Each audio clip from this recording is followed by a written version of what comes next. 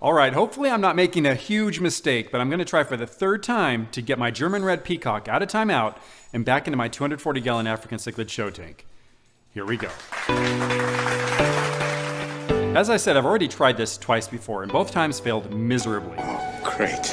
You can see the link to the last time I attempted it in the upper right corner. Now, I'm going to be doing a lot of things the same as I did before, but I'm just going to be doing some things differently too that I think might help.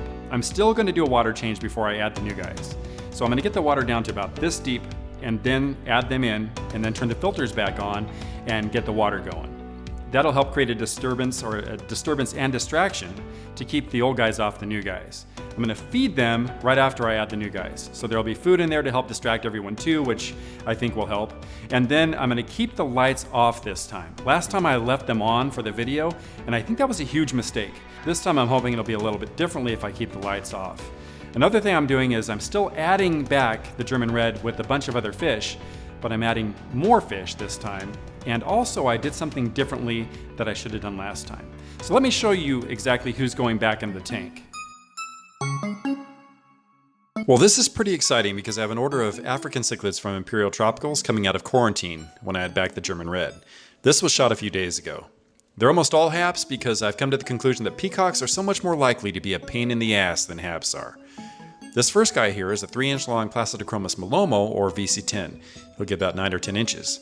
This is a 3-inch long yellow blaze Iceberg Freyeri. Beautiful. He'll top out around 7 inches.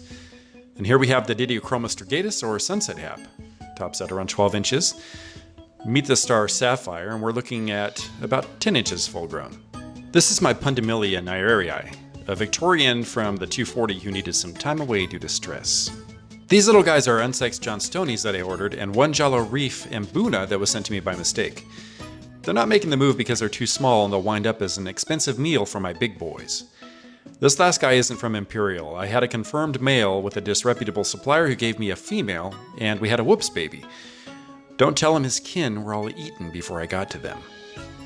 Now you're looking at a guy who I've been trying to reintroduce to the 240 unsuccessfully, the German red. Hopefully it works this time, so I have lots of fish to add with him, but I need something more. I need to take a larger aggressive fish from the 240 and leave him in here for a few days in his own penalty box. This is my secret weapon that'll hopefully make this whole thing work. Let's go get him. So many lovely jerkfish peacocks to choose from to join my friend the German red for a few days. I'm taking one out now so that there can be 2 uncomfortable, usually dominant fish being reintroduced at the same time. I'm hoping that along with all the newer little guys that this will be enough to keep the German from getting his ass whooped the 3rd time. And maybe he'll be able to settle in. Hard to believe he used to be a terror in this tank. The timeout really made him a wuss. Well, let's see what we have here. I could take this guy, or this one. This fellow would probably do nicely. But I'd really like this strawberry dragon blood. He's a huge jerk. Never tell a bully you're afraid! Check out what my tank has been like lately, with him taking up 120 gallons and everyone else the other 120. I don't like this at all. Do you ever have fish that are jerks all the time? And did you keep them or what'd you do? Let me know in the comments. Alright, so I'm going for the strawberry. Here's a great way to catch your fish. When it's feeding time and they all bunch up at the top of the tank for food, just dip the net in and voila! Easy catch. Now, full transparency here, I caught the albino strawberry when I wanted the strawberry, and I thought to myself, good enough. But I eventually went back and caught the one I wanted. Don't be lazy, I told myself. Be a winner. So now just letting them sit for a few days and then we'll let the experiment begin. Oh, and by the way, if you want to see a video on how to change your water with a CICHLIDS Ultra Zero pump, check out the link in the upper right corner. Here we go to get some fish. I have the video I made catching the fish, but unfortunately I can't get it from my phone to the PC. It's the only file I can't find. So this is what you get. This is the water from the tank they were in to reduce stress. You'd want to add air and a heater if you're going a significant distance, but mine are just going down the hall. Always add some dechlorinator when you start filling up the water. Turning on the lower wave maker and getting those filters running while I give them some food to help create a big distraction. Oh, and speaking of distractions, take a second to like and subscribe if you've made it this far into the video. Makes me happy. And let's add some fish. I'm adding the smaller ones first and then the big guys.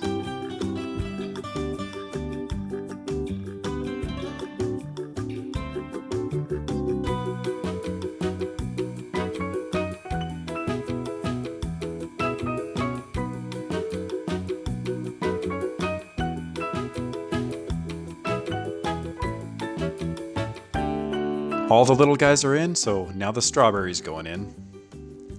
And finally, for the grand finale, the German Red.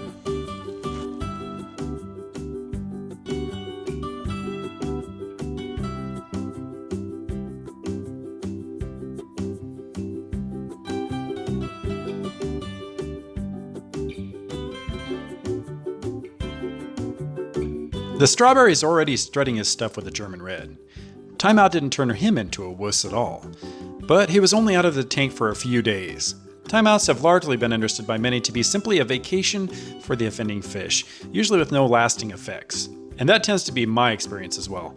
Even the German Red, who is now a complete wimp in this tank, started being a terrorist in the 75, which was why he was in a penalty box, beating up on my Pandemilia nyerii. Hey, it's Ferk II. He loves the camera. Perhaps he's looking for a yum-yum, as he calls it. Ferk II is too dumb and slow to get the pellet if I drop it in, so I have to hand feed him.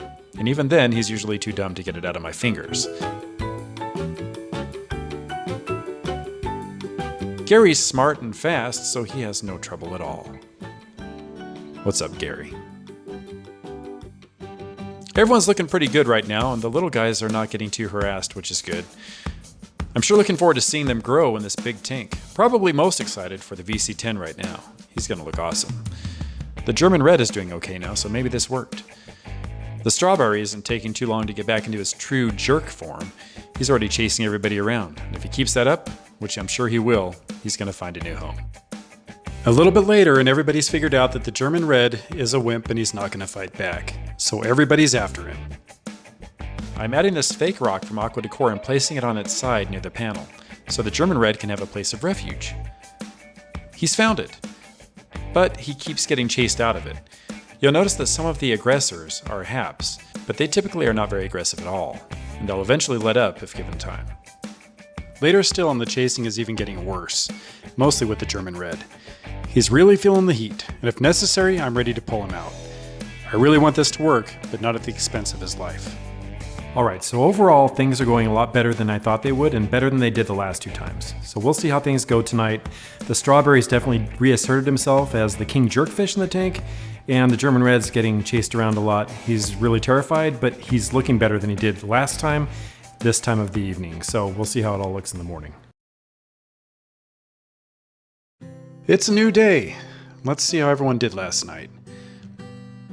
At first glance, I don't see the German Red. The Frieri looks good. My VC10 and the Strigatus look alright.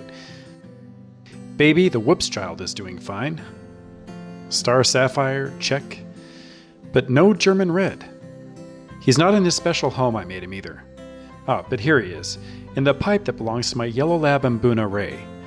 But he's pretty big to be in that pipe, so even though I hate to disturb him, I'd better make sure he isn't stuck in there. And he's not easy to get out, so he might actually be stuck. And that'll be a nightmare to try to get him out without injuring him. And on his own, he gets out. That's a relief, but it's short-lived because he looks really bad. I see battle wounds all over, and you can really see those damaged scales. His breathing is excessively quick. Needless to say, this is very disappointing, and I feel really bad for the guy. And the constant chasing doesn't stop. It's been a really disappointing morning. I've been watching the peacocks just chasing each other all around. The German Red has been relentlessly chased. So he goes to the one side, and then the strawberry dragon blood starts chasing him back to the other side, and then I have a couple of other fish that start taking over. So I'm gonna end up putting him back in the rest home tank, and I'm going to rehome him. This is the third time that I've tried this. I've done everything I can to keep him. It's not working. I'm also not happy with the peacocks. I've already had this in another video where I explained that I'm not happy with them. They are chasing everybody. I have all the fish corralled to one side a lot of times, and if I take one out, another peacock just takes over. The haps aren't this way, at least not most of them, and not consistently. So I'm thinking of probably just getting rid of my peacocks, at least the ones that are causing trouble now, and maybe eventually all of them. So what do you think about that? I mean, have you had an experience with peacocks or haps or both where it just doesn't work out? For me, the peacocks are just not worth the stress. I think I'm gonna go with haps for now, but we'll see how things go. Anyway, thanks for watching, and I'll catch you next time.